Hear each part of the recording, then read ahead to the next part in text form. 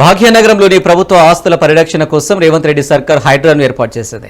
ప్రభుత్వ భూములు, చెరువులు, పేదల ఇళ్ల స్థలాలు, పార్కులు, రహదారులను ఆక్రమించే వారిపై ఇకపై కఠిన చర్యలు తీసుకునేందుకు సిద్ధమైంది.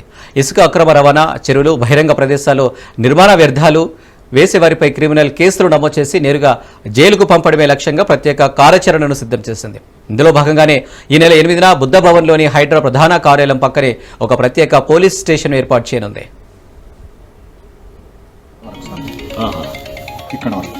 Because I am a teaching professor. నాకు అవసరం 2024 జూలైలో మా ప్లాట్లు కబ్జా చేశారు సార్. 200 ప్లాట్లు కబ్జా చేశారు. ఆక్రమణల కూల్చివేతలో ఇప్పటికీ హైడ్రా దూకుడుకు వివరిస్తుంది. ఇకపై ఆక్రమణదారులను జైలుకు పంపేందుకు కూడా వెనుకాడబోదని హైడ్రా కమిషనర్ రంగనాథ్ తేల్చి చెప్పారు. ప్రత్యేక పోలీస్ స్టేషన్ విధి విధానాలను వివరించారు.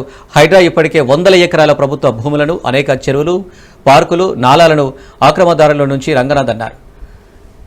ఈ ఆక్రమణలకు సంబంధించిన 50కి పైగా కేసులు వివిధ పోలీస్ స్టేషన్లలో విచారణ దశలో ఉన్నాయని ఆయన అన్నారు.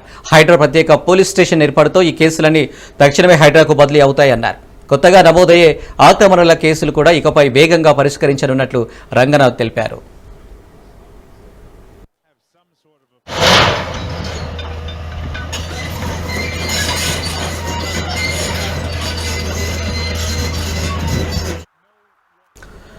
ఈ ప్రత్యేక పోలీస్ స్టేషన్ ఏర్పాటు వెనుక హైడ్రా 2 ముఖ్యమైన లక్ష్యాలను నిర్దేశించుకున్నట్లు రంగనాథ్ వివరించారు. మొదట ఆక్రమణ సమస్య మూలాల్లోకి వెళ్లి ముఖ్యంగా చెరువుల ఆక్రమణలను పూర్తిగా నివారించడం, రెండవది నకిలీ పత్రాలు సృష్టించి ప్రభుత్వ ఆస్తులను కొల్లగొడుతున్న అధికారులు, సిబ్బంది, ఆక్రమణదారులను పక్క ఆధారాలతో గుర్తించి చట్ట ప్రకారం కఠినంగా శిక్షించడం, వారిని జైలుకు పంపడం.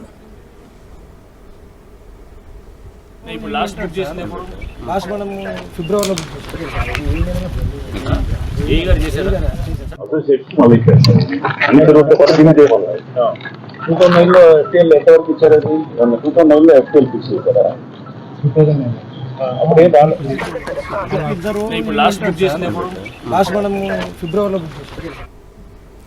ప్రస్తుతానికి ఈ ప్రత్యేక పోలీస్ స్టేషన్లో ఏసీపీ స్థాయి అధికారి నేతృత్వంలో 6 ఇన్స్పెక్టర్లు, 12 మంది సబ్ ఇన్స్పెక్టర్లు, 60 మంది కానిస్టేబుల్ విధులు నిర్వహించనున్నట్లు రంగనాథ్ తెలిపారు. భవిష్యత్తులో ఫిర్యాదుల సంఖ్య పెరిగితే ఈ పోలీస్ స్టేషన్ల సంఖ్యను కూడా పెంచే అవకాశం ఉందన్నారు. ఆర్థిక నేరాల్లో ఎన్ఫోర్స్మెంట్ డైరెక్టరేట్, సైబర్ నేరాల్లో సీసీఎస్ పోలీసులు ఎలా ప్రత్యేకంగా దర్యాప్తు చేస్తారో అదే తరహాలో హైడ్రా పోలీసులు కూడా ఆక్రమణదారుల ఇళ్లు, కార్యాలయాల్లో సోదాలు నిర్వహిస్తారని తెలిపారు. నేరానికి సంబంధించిన కీలక ఆధారాలను స్వాధీనం చేసుకుని నిందితులను చట్ట ప్రకారం శిక్షిస్తారని కమిషనర్ రంగనాథ్ తెలిపారు.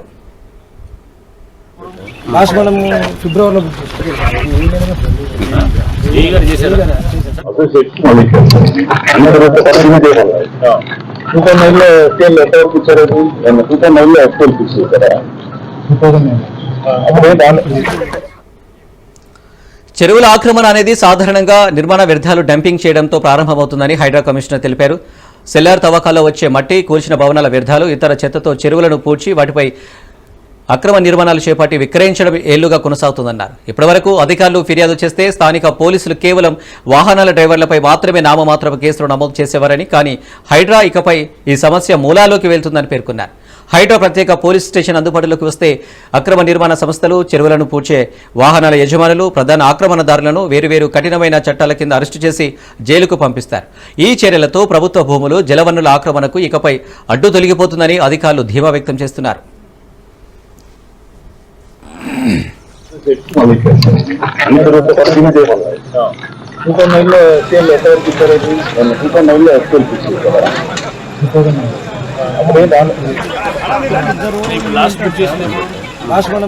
ఫిబ్రవరిలో